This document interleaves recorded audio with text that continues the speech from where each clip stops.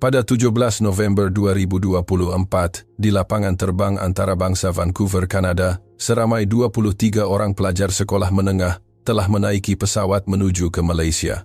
Program pertukaran budaya ini, yang dianjurkan oleh Kementerian Pendidikan British Columbia, pada asalnya bertujuan sebagai aktiviti promosi kerajaan untuk mempamerkan kehebatan sistem pendidikan awam Kanada. Bagaimanapun 2 minggu kemudian tiada seorang pun daripada 23 pelajar ini yang pulang mengikut jadual. Lebih tepat lagi mereka enggan untuk pulang. Para pelajar tersebut secara beramai-ramai enggan menaiki pesawat pulang di Balai Pelepasan Lapangan Terbang Antarabangsa Kuala Lumpur KLIA dan mengumumkan bahawa mereka akan terus tinggal di Malaysia. Kejadian ini disiarkan secara langsung ke seluruh dunia melalui CNN dan BBC. Mengapakah pemberontakan luar biasa yang diketuai oleh anak perempuan Menteri Pendidikan Kanada ini berlaku? Rekod impak yang menggoncang pandangan dunia 23 orang remaja ini dalam masa 48 jam kini didedahkan secara rasmi. Hello semua, saya Olivia Jones. Saya berumur 16 tahun dan bersekolah di West Point Academy, British Columbia, Kanada. Sebelum saya bercerita lebih lanjut, saya perlu memberitahu Anda siapa ibu saya, Carol Jones, Menteri Pendidikan Wilayah British Columbia.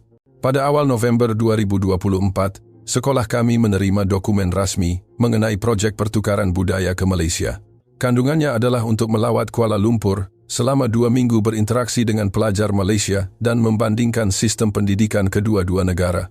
Saya memohon tanpa berfikir panjang kerana ia bermakna 2 minggu cuti sekolah. Namun ibu memanggil saya ke pejabatnya pada petang 8 November jam 6 petang di tingkat 7 bangunan kerajaan wilayah. Menteri iaitu, ibu saya memegang borang permohonan saya dan berkata, "Olivia, kamu telah terpilih, tetapi ini bukan sekadar pertukaran biasa. Ini adalah projek yang saya rancang sebagai kempen propaganda untuk mempamerkan keunggulan pendidikan Kanada." Saya berasa sangsi. "Jadi saya ini alat propaganda?" Ibu mengangguk. "Kamu perlu mencari kelemahan dalam sistem di Malaysia dan tunjukkan betapa majunya Kanada. Media tempatan juga akan ikut serta." Saya membantah. "Saya hanya mahu melancong, bukan terlibat dalam lakonan politik." Namun ibu bertegas, "Ini bukan pilihan, ini tanggung jawab kamu sebagai anak menteri." Maka saya menjadi salah seorang daripada 23 pelajar yang terpilih. Malah saya adalah orang pertama yang ditetapkan manakala 22 yang lain dipilih kemudian. Projek ini menelan belanja $150,000 Amerika dengan bajet melebihi $6,000 bagi setiap pelajar. Pada malam sebelum bertolak 16 November, ibu memberi saya dokumen tugasan setebal 3 helaian kertas A4. Isinya adalah untuk memerhati kesulitan pengangkutan awam di Malaysia, kemudahan awam yang ketinggalan zaman, masalah kebersihan, dan mengumpul bukti gambar. Saya memasukkan dokumen itu ke dalam beg. Sejujurnya pada masa itu saya percaya kata-kata ibu. Walaupun ekonomi Malaysia sedang berkembang, saya fikir infrastruktur asasnya pasti tidak setanding Kanada. Lagipun Vancouver adalah antara bandar paling layak didiami di dunia. 17 November jam 9 pagi di lapangan terbang antarabangsa Vancouver. 23 pelajar, 3 guru pengiring, dan 5 kaki tangan penyiaran awam BC berkumpul. Ibu datang memberikan ucapan, "Kalian mewakili Kanada. Bawalah rasa bangga dan tunjukkan keunggulan sistem kita." Pada masa itu saya tidak menyangka bahawa saya akan mengecewakan ibu saya. Lebih tepat lagi, saya tidak pernah bermimpi bahawa dalam masa 48 jam saya akan menuntut permohonan maaf daripada ibu saya. Pesawat Malaysia Airlines berlepas. Dalam penerbangan selama 15 jam itu, saya melihat keluar jendela dan berfikir bagaimanakah rupa saya apabila pulang 2 minggu lagi. Saya tidak tahu bahawa saya tidak akan pulang seperti yang dirancang. 18 November 2024 jam 2.30 petang. Balai Ketibaan Lapangan Terbang Antarabangsa Kuala Lumpur KLIA.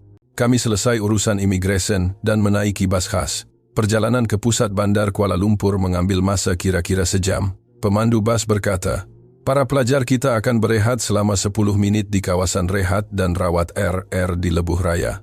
Waktu itu saya menyangka kawasan rehat hanyalah tempat yang mempunyai tandas. Di Kanada, stesen rehat Lebuh Raya kebanyakannya hanyalah kedai runcit kecil bersebelahan stesen minyak. Jam 3.15 petang, bas memasuki RR Seremban. Pemandangan yang terbentang di depan mata membuatkan saya tergamam. "Ini stesen rehat kawan saya," Emily menjerit. "Ini macam pusat beli belah." Kesemua 23 pelajar turun dengan mulut ternganga. Bangunan besar yang moden, tempat letak kereta yang tersusun rapi, papan tanda yang berwarna-warni, malah terdapat kawasan taman yang indah. Adakah ini benar-benar stesen rehat Lebuh Raya? Saya teringat dokumen tugasan ibu memerhati kemudahan awam yang ketinggalan zaman. Tetapi apa yang ada di depan saya bukan sahaja tidak ketinggalan zaman, malah kelihatan lebih bersih daripada kebanyakan restoran di Vancouver. Langkah masuk ke dalam memberikan impak yang lebih besar. Kedai Serbaneka, rangkaian antarabangsa kafe, jenama terkenal medan selera yang luas dan kedai cenderamata memenuhi ruang. Saya melihat senarai harga nasi lemak ayam berempah RM15-an mie kari RM12. Jika ditukar ke dolar Kanada, harganya sekitar $5 atau $4. Di Vancouver, makanan serupa akan menelan belanja sekurang-kurangnya $20. Tetapi kejutan sebenar adalah tandas. Di hadapan pintu tandas saya meragui mata saya sendiri. Di bahagian atas pintu masuk, terdapat skrin elektronik pintar yang memaparkan bilik 08. Sedang digunakan 15 anggaran masa menunggu tiada. Paparan masa nyata untuk kekosongan tandas. Saya bergegas mengeluarkan telepon pintar untuk mengambil gambar. Tetapi ini bukan bukti yang ibu mahukan. Ini bukan masalah, ini adalah inovasi. Di dalam tandas pemandangannya lebih menakjubkan. Setiap bilik dipasang dengan bidet automatik. Sinki adalah jenis sensor automatik. Lantai tidak mempunyai setitis air pun sangat bersih. Tisu tandas dan sabun sangat mencukupi, malah ada bilik khas untuk menukar lampin bayi dan bilik penyusuan. Sambil membasuh tangan saya melihat cermin dan merasa keliru. Adakah ini betul Asia yang saya kenali melalui media dan buku teks di rumah tidak digambarkan begini? Keluar dari sana rakan-rakan saya semua sibuk mengambil gambar dengan telepon mereka. Guru pengiring Jennifer datang menghampiri. Olivia, ini agak pelik bukan? Ini bukan macam stesen rehat, ini lebih kepada kemudahan budaya bersepadu. Saya mengangguk. Pada saat itu saya sadar tugasan yang ibu berikan adalah salah sejak awal. Dia menyuruh saya mencari masalah, tetapi saya tidak nampak sebarang masalah. Waktu rehat 10 menit tamat. Kami menaiki semula bas, tetapi suasana di dalam bas telah berubah sepenuhnya. Para pelajar berbincang dengan penuh teruja. Wah, kalau Lebuh Raya Kanada ada benda macam itu, alangkah bagusnya. Stesen rehat kita cuma stesen minyak biasa. Sistem pemantauan tandas itu gila, kenapa Vancouver tak ada? Saya melihat keluar tingkap sambil berfikir, ini hanyalah permulaan. Apalagi yang akan kami lihat di Kuala Lumpur. Dan bagaimana saya harus melapor kepada ibu 18 November 2024, jam 4.30 petang. Kami tiba di penginapan kami di kawasan Bukit Bintang, Kuala Lumpur. Walaupun guru pengiring menyuruh kami meletakkan beg dan berehat, kesemua 23 orang berkumpul di lobi sambil bermain telepon. Emily berkata, Olivia, boleh tak saya hantar gambar R tadi ke Instagram? Saya mengangkat bahu. Apa salahnya? Ia cuma gambar percutian. Saya tidak tahu bahwa gambar itu akan mencetuskan gelombang besar. Emily menulis di bawah foto skrin elektronik tandas pintar R Station Rehat Lebuh Raya, pun ada sistem panduan tandas pintar. Kenapa Kanada tidak ada 10 menit selepas hantaran itu? Telepon Emily mula bergegar tanpa henti. Like meningkat mendadak 2.000 dalam 30 menit, 5.000 dalam sejam. Komen mula masuk. Biar betul Kanada patut buat macam ini juga. Kita memalukan. Rakan-rakan lain juga mula memuat naik gambar bahagian dalam medan selera kedai Serbaneka, tempat letak kereta, semuanya menjadi bahan bukti. Tanda pagar yang digunakan, Malaysia Highway Rest Area, Why Canada Can't Do This. Jam 6 petang saya juga memuat naik gambar. Walaupun saya tahu akaun Facebook ibu mengikuti IG saya tidak mempunyai alasan untuk menyembunyikannya kerana saya hanya menunjukkan perkara yang sebenar. Hantaran saya berbunyi hari pertama di Malaysia, semua persepsi saya tentang infrastruktur awam sedang digoncang. 30 menit kemudian ibu menelpon. Walaupun di Vancouver jam 1.30 pagi ibu pasti tidak tidur. Olivia, saya nampak gambar yang kamu hantar. Suara ibu kedengaran dingin dan berat. Itu laporan terpilih. Kamu hanya tunjukkan bahagian yang baik. Saya suruh kamu cari masalah. Saya membalas. Saya tidak mahu berdebat.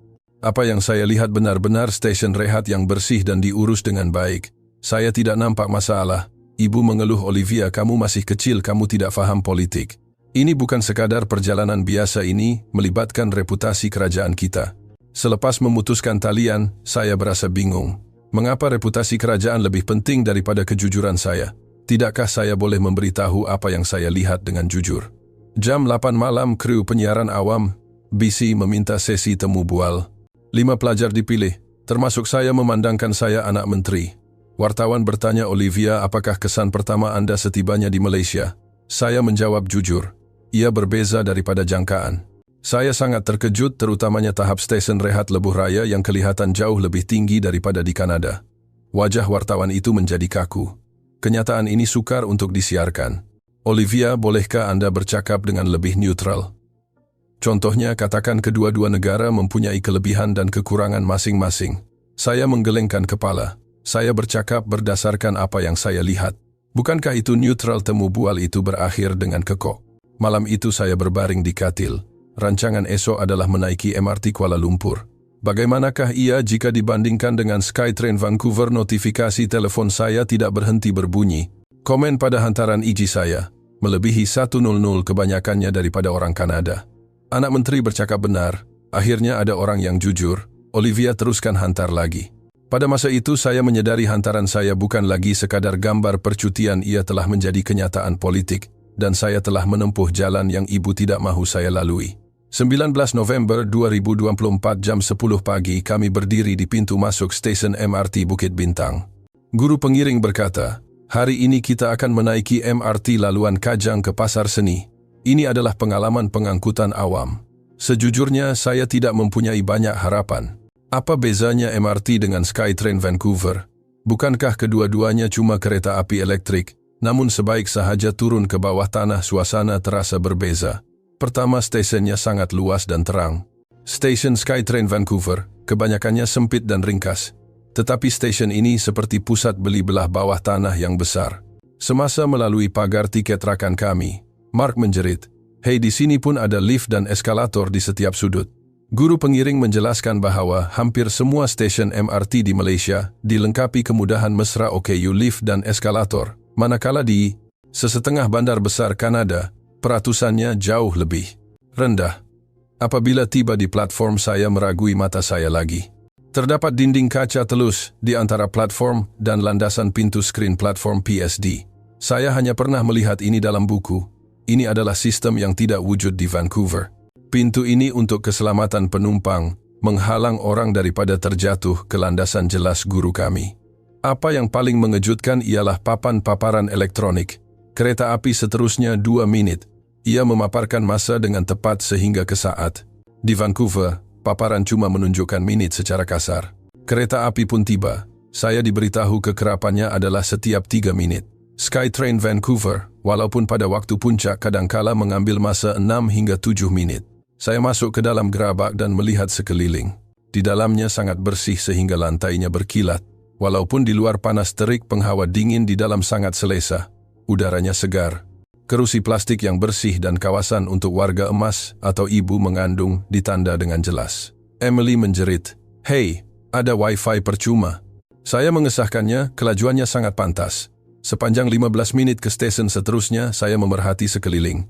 Skrin di dalam gerabak memaparkan maklumat stesen dalam bahasa Melayu dan Inggris. Apa yang paling menarik perhatian adalah disiplin orang ramai. Walaupun orang ramai semuanya teratur, ada garisan beratur di lantai. Orang yang turun akan keluar dahulu, barulah orang yang naik masuk.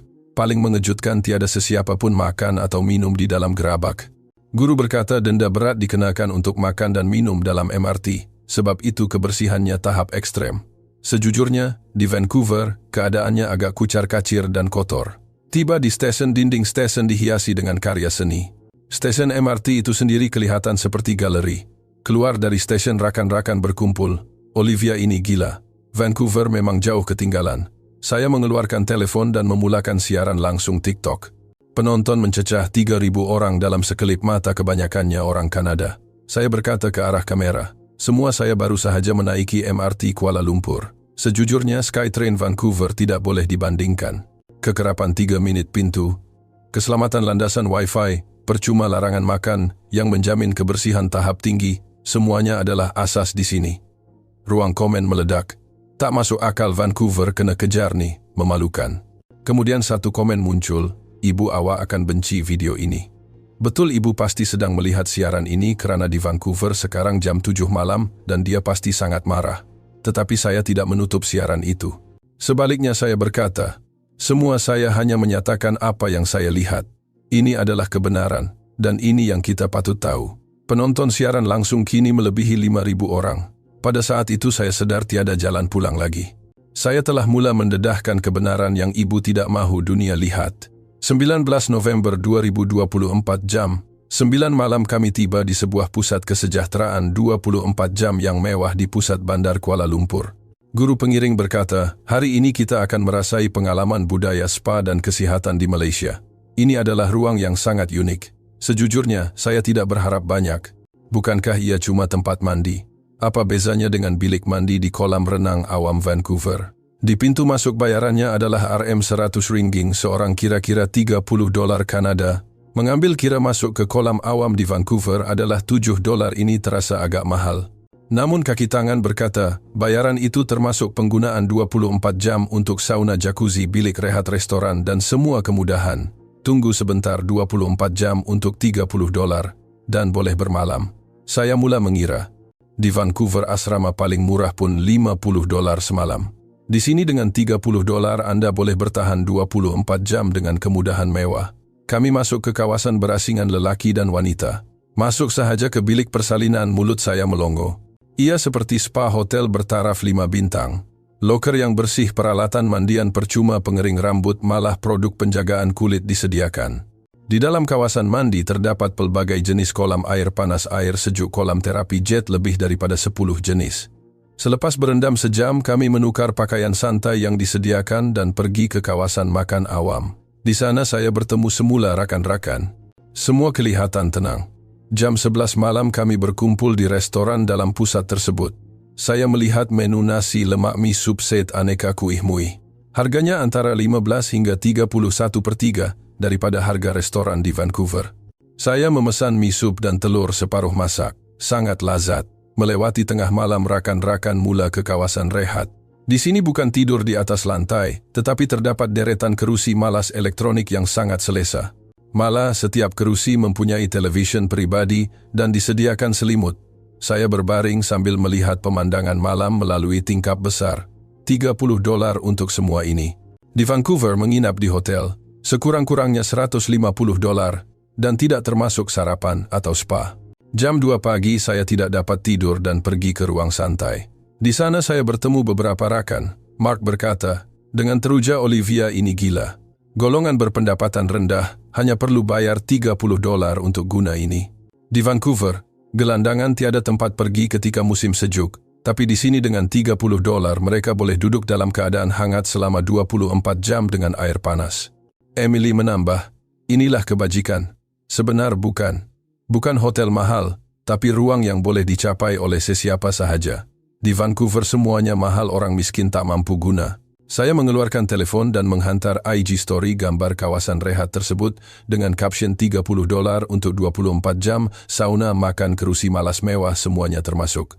Kenapa Vancouver tiada kebajikan awam sebegini? 3 jam kemudian ibu membuat panggilan kecemasan. Di Vancouver jam 10 pagi. Suara ibu menggigil. Olivia, padam hantaran itu sekarang. Kamu tahu apa yang kamu buat? Kamu menyerang kerajaan, media sosial. Kamu sekarang tular di seluruh wilayah BC. Parti pembangkang sedang menggunakan ini untuk menyerang saya. Saya menjawab dengan tenang. Ibu, saya cakap perkara yang betul. Pusat ini benar-benar $30 dan boleh guna 24 jam. Ada ke satu perkataan saya yang bohong. Ibu menjerit balik sekarang. Projek ditamatkan. 20 November 2024, jam 7 pagi kami sedang bersarapan di hotel. Tiba-tiba Jennifer, guru pengiring, masuk dengan wajah serius. Para pelajar pemberitahuan kecemasan. Kementerian Pendidikan BC telah mengarahkan projek ini dihentikan serta-merta. Jam 6 petang ini semua orang akan menaiki pesawat pulang ke Vancouver. Suasana riuh rendah. Apa kenapa tiba-tiba? Kita ada seminggu lagi. Jennifer memandang saya. Olivia, ini arahan terus daripada ibu awak. Kerana hantaran media sosial awak telah menjadi isu politik. Saya dengar parti pembangkang sedang menyerang kerajaan habis-habisan. Saya berdiri. Cikgu, saya tidak akan balik. Apa? Jennifer terkejut. Saya tidak akan balik. Saya tidak berbohong. Saya hanya menyatakan apa yang saya lihat. Kenapa itu menjadi masalah? Olivia, awak masih di bawah umur, awak kena dengar arahan ibu bapa. Jennifer cuba memujuk, tetapi saya menggeleng. Tiba-tiba Emily berdiri. Saya pun tak nak balik.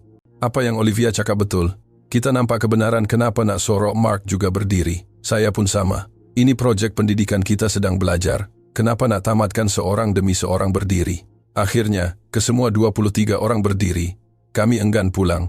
Jennifer panik. Pelajar semua ini adalah penentangan kolektif, ia akan jadi masalah besar. Fikirkan ibu bapa kalian. Saya menjawab, cikgu, ibu bapa kami juga patut tahu kebenaran. Kalau Kanada benar-benar negara maju, apa salahnya belajar kelebihan negara lain? Jam 10 pagi di Pejabat Menteri Pendidikan BC, ibu membuat panggilan video. Ini adalah pertemuan melibatkan kesemua 23 pelajar. Olivia dan para pelajar sekalian.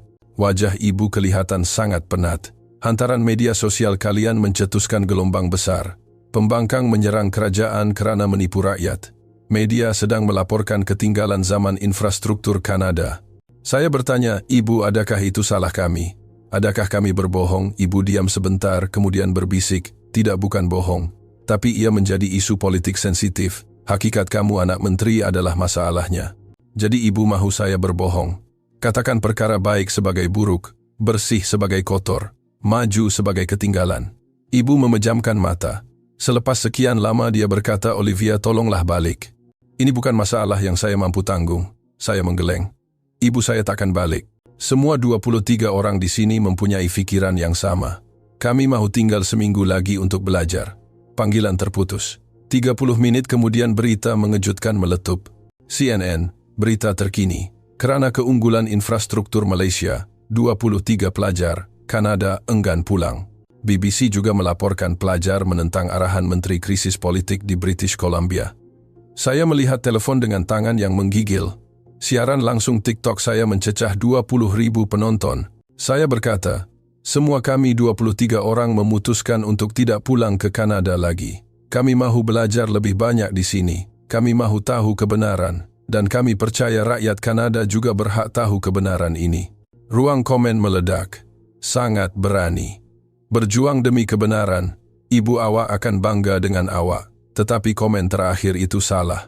Ibu tidak akan bangga kerana ibu sedang menghadapi krisis politik. 20 November 2024, jam 3 petang kami berkumpul di sebuah kafe di Kuala Lumpur. Melalui komputer riba, kami mencari berita dunia. Di laman utama CNN, kisah kami menjadi tajuk utama pelajar Kanada yang memberontak mendedahkan jurang infrastruktur. BBC menyiarkan laporan analisis lebih terperinci, 23 remaja menemui sesuatu yang mengejutkan negara. New York Times pula menerbitkan editorial. Apabila pelajar melihat apa yang ahli politik tidak mahu tunjukkan, Emily menjerit. Kita masuk majalah Time. Di laman web Tim, gambar saya terpampang besar dengan tajuk Olivia yang berusia 16 tahun menentang ibunya demi kebenaran. Membaca laporan itu jantung saya berdegup kencang. Adakah ini benar-benar kisah saya? Saya hanya menceritakan apa yang saya lihat. Jam 5 petang Jennifer masuk dengan tergesa-gesa. Pelajar, semua perkara besar berlaku. Perdana Menteri Kanada sendiri telah membuat kenyataan. Kami melihat skrin komputer. Perdana Menteri Kanada sedang mengadakan sidang media. Saya menyatakan rasa hormat terhadap keberanian yang ditunjukkan oleh Olivia Jones dan 23 pelajar itu, kata Perdana Menteri. Mereka telah menyatakan apa yang mereka lihat dengan jujur. Ini memberikan mesej penting kepada kita semua. Kita mesti belajar. Beliau menyambung, saya mengarahkan Menteri Pendidikan BC untuk menghormati hak pendidikan pelajar-pelajar ini. Kerajaan akan menyokong mereka untuk menamatkan projek 2 minggu ini, seperti yang dirancang. Kafe itu dipenuhi sorakan. Kita menang, kita benar-benar menang. Namun perasaan saya bercampur baur. Ini bukan kemenangan sepenuhnya kerana ibu saya kini berada dalam tekanan yang sangat besar. Jam 7 malam ibu menelepon lagi. Kali ini panggilan pribadi. Olivia. Suara ibu sangat letih. Kamu menang, Perdana Menteri sendiri campur tangan. Kamu boleh tinggal sehingga habis tempoh rancangan. Saya bertanya perlahan, ibu oke? Ibu ketawa pahit. Macam mana nak oke? Pembangkang tuntut saya letak jawatan. Media tuduh saya guna anak sebagai alat politik. Sokongan rakyat merudum. Minta maaf, saya serius, kata saya. Ibu mengeluh. Tak perlu minta maaf. Kamu buat benda yang betul. Saya yang salah. Saya mengaku. Ayat itu membuatkan saya terdiam. Olivia, kata ibu lagi. Lihatlah segala-galanya sehingga habis, kemudian baliklah. Beritahu rakyat Kanada kebenaran. Berapa banyak kita ketinggalan dan berapa banyak yang kita perlu belajar. Selepas memutuskan talian, saya menangis lama. Walaupun ibu menerima tamparan politik yang hebat, dia akhirnya berdiri di pihak saya. Jam 9 malam kami sekali lagi memulakan perjalanan lebuh raya, kali ini menuju ke arah selatan tanah air. Rakan-rakan masih teruja mengambil gambar, tetapi saya hanya duduk diam memerhati berfikir sedalam-dalamnya. Adakah ini semua benar-benar berlaku? Perjalanan kami 23 orang remaja telah menjadi berita antarabangsa. Perdana Menteri campur tangan menteri menghadapi krisis. Melihat langit malam di sebuah stesen rehat, saya sedar ini bukan sekadar pelancongan. Ini adalah soalan yang dilontarkan 23 remaja kepada dunia. Adakah apa yang kita belajar itu benar? Adakah buku teks itu segalanya? Apa standar negara maju yang sebenarnya? Dan yang paling penting, adakah kita mempunyai keberanian untuk menyatakan kebenaran? 25 November 2024 genap. Seminggu kami di Malaysia. Dalam tempoh ini kami mengikut jadwal merasai pengalaman MRT Bas Lebuh Raya, Pusat Kesihatan Pasar Malam dan Taman-Taman Awam di Kuala Lumpur. Setiap malam kami memuat naik apa yang kami lihat di media sosial. Kenapa tandas awam Malaysia boleh sebersih ini? Kenapa kedai serbaneka 24 jam ada di mana-mana? Kenapa kos pengangkutan sangat murah? Setiap satu adalah soalan, dan pada masa yang sama, mesej buat Kanada. Petang itu jam 3 Dewan Undangan Wilayah BC mengadakan pendengaran kecemasan bertema infrastruktur awam dan sistem pendidikan, dan ibu hadir sebagai saksi. Kami berkumpul di lobi penginapan untuk melihat siaran langsung. Ahli Parlimen Pembangkang menyerang ibu dengan tajam. Menteri Anda hanya mahu pelajar mencari kelemahan Malaysia, tetapi pelajar sebaliknya menemui kelemahan Kanada. Apa komen Anda? Ibu berdiri perlahan-lahan di hadapan mikrofon. Pertama sekali saya mesti memohon maaf, suara ibu bergetar. Saya telah memberikan tugasan yang berunsur berat sebelah kepada anak perempuan saya dan 23 pelajar lain. Menyuruh mereka mencari kelemahan negara lain, bukan pendidikan, itu adalah propaganda politik. Seluruh dewan terdiam. Ibu menyambung, saya juga mahu memohon maaf kepada rakyat Kanada. Saya selama ini percaya kita adalah negara maju dan sistem kita adalah yang terbaik, tetapi itu adalah kesombongan. Kita mesti belajar. Ahli parlimen bertanya, secara spesifik apa yang perlu dipelajari? Ibu membuka komputer ribanya dan memaparkan gambar dari Instagram saya. Lihat sistem panduan tandas pintar di stesen rehat Lebuh Raya ini. Kita ada di Kanada tiada stesen MRT yang hampir semuanya ada lift dan eskalator. Kita cuma ada 26%. Kekerapan kereta api 3 menit, wifi percuma. Kebersihan tahap ekstrim. Kita ada suara ibu semakin tinggi. Malah pusat kesihatan 24 jam yang boleh digunakan dengan $30 mandi, sauna, makan, tempat rehat semuanya termasuk. Berapa ramai gelandangan kita di Vancouver yang tiada tempat berteduh dalam musim sejuk. Dewan menjadi riuh. Ibu mengakhiri ucapannya. Saya memegang jawatan Menteri Pendidikan selama 15 tahun, tetapi saya seperti katak di bawah tempurung. Anak perempuan saya dan 23 pelajar lain telah melihat dunia yang lebih besar daripada saya. Saya mesti belajar daripada mereka. Kemudian ibu menundukkan kepala. Rakyat sekalian, saya minta maaf. Saya akan meletakkan jawatan. Lobi hotel kami menjadi sunyi sepi. Rakan-rakan memandang skrin dengan wajah terkejut. Saya menangis dan menghantar mesej kepada ibu. Ibu, jangan letak jawatan. Ibu dah tunjukkan keberanian mengaku salah. Sekarang giliran ibu untuk ubah Kanada. Tolonglah. 5 menit kemudian ibu membalas, Olivia, terima kasih. Ibu bangga dengan kamu. Bangga dengan kesemua 23 orang kalian. Ibu takkan letak jawatan. Sebaliknya ibu akan gunakan sisa hidup ibu untuk jadikan Kanada seperti Malaysia. Malam itu Dewan Undangan BC meluluskan usul kecemasan untuk menubuhkan jawatan kuasa khas penanda aras infrastruktur awam Malaysia dengan peruntukan $5 juta untuk memulakan projek pemodenan transit Vancouver bermula 2025. CNN melaporkan 23 remaja yang mengubah sebuah negara dalam seminggu. BBC pula menggunakan tajuk Kuasa Kebenaran, bagaimana kejujuran pelajar mencetuskan reformasi politik. Majalah Time menamakan saya sebagai calon Person of the Year, kategori remaja. Tetapi saya lebih gembira kerana satu perkara, ibu memohon maaf. Ibu berkata mahu belajar. Itulah kemenangan terbesar. 1 Disember 2024 kami menamatkan projek 2 minggu kami dan tiba di Klia. Kali ini tiada sesiapa enggan pulang. Di balai pelepasan saya menoleh buat kali terakhir ke arah Malaysia. 2 minggu ini negara ini telah mengubah pandangan dunia saya sepenuhnya, dan mengubah hidup kesemua 23 orang kami. Pesawat berlepas. Emily yang duduk di sebelah berkata, Olivia, kita benar-benar mencipta sejarah, kan? Saya mengangguk. Ya, kita cipta bersama-sama sebagai satu kumpulan. Mac 2025 Netflix mengeluarkan dokumentari bertajuk The 2.3 Who Changed Everything. Dokumentari itu disiarkan di 127 buah negara dan mencatatkan rekod tontonan 800 juta jam.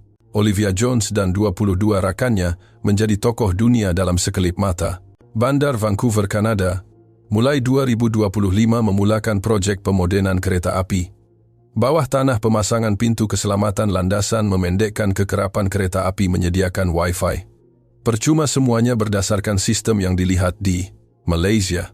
Malah pada Jun 2025, Pusat Kesihatan Awam pertama di Vancouver dibuka dengan nama Pusat Kesejahteraan Olivia, beroperasi 24 jam dengan bayaran masuk $30.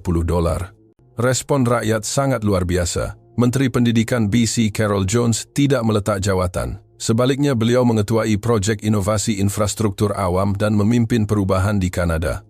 Pada Oktober 2025, beliau menerima anugerah inovasi pentadbiran awam daripada Kerajaan Malaysia. Olivia Jones terpilih sebagai calon akhir Time Person of the Year 2025 dan menerima tawaran kemasukan daripada University Harvard, Stanford, dan MIT pada masa yang sama. Pemberontakan kecil yang bermula dalam masa 48 jam telah mengubah dunia. 23 remaja telah membuktikan bahawa keberanian untuk menyatakan kebenaran mampu mengubah dunia.